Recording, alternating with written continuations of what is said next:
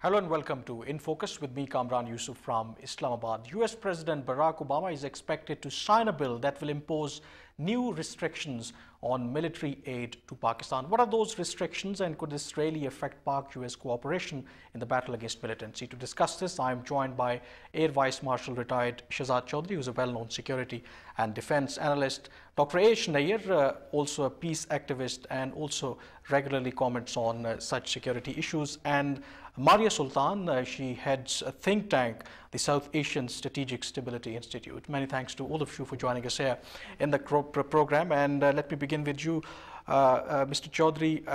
The new limits includes efforts to track where US military hardware sent to Pakistan ends up, and also that US aid to Pakistan must not upset the balance of power in the region. Should really Pakistan express concern over these conditions? Well, I think what is more of concern is perhaps the second portion of the restriction that you just mentioned in terms of the upsetting the balance of power. Now, I don't think that some of these night vision goggles and flak jackets, some good quality boots, perhaps can upset the balance of power in this region. However, I think this has been placed there essentially because of the fact that there's been a concern expressed within the US, and particularly based upon the previous years of General Musharraf, when certain statements that have come out, the one statement normally comes out of within our own political system, where you say that the US paid $12 billion to Pakistan in the last about 5 years, and we just can't track the money. Where has it gone? So that leaves certain questions unanswered in the minds of people who perhaps given that money. That's perhaps an incorrect implication of such a wild statement that is made within our own circles. Secondly, and possibly there's been a statement made by General Musharraf also, where he said that where was the money spent, and he said, well, we spent that money back into the military structure or the military system, developing the military system. So some of their concerns are genuine. Dr. Aish Nair, what's your view? Should the military really be expressing concern over these conditions? Well, I see it as a matter of actually only two possibilities. Either this is the war that Pakistani military is fighting against insurgency is Pakistan's war, or it is American war. If it is Pakistan's war, then Pakistan should be very happy that some assistance is coming in from the US. If it is an American war, as many people in the country try to assert, then Pakistan should be reimbursed for all the expenses that Pakistan incurs over there, and that reimbursement and that money should come in only for fighting that war rather than fighting any other war. I think in either case, Pakistan doesn't have any reason to really complain about it. The assistance is coming in. Pakistan is not spending any of its own hard-earned money.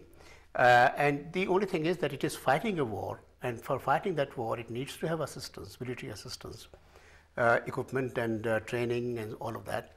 And I guess, I don't know if it is going to be a very stretched over a long period of time, like the social sector assistance.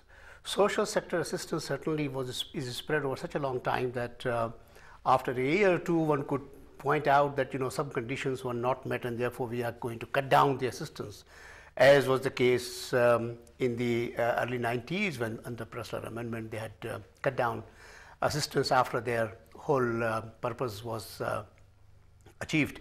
In the case of this military assistance, so once the equipment has come in and the period of assistance is over, then that equipment remains with Pakistani military. It is going to be used. Okay, let me bring in Maria. Between 2002 and 2008, the United States paid out $6.6 billion in direct support to the Pakistan military, and now it appears that only a fraction of that amount, around $500 million, actually made it to the intended recipients. Do you think that because of these reasons, the Americans have genuine concerns that this time around there should be strict monitoring where the money is going?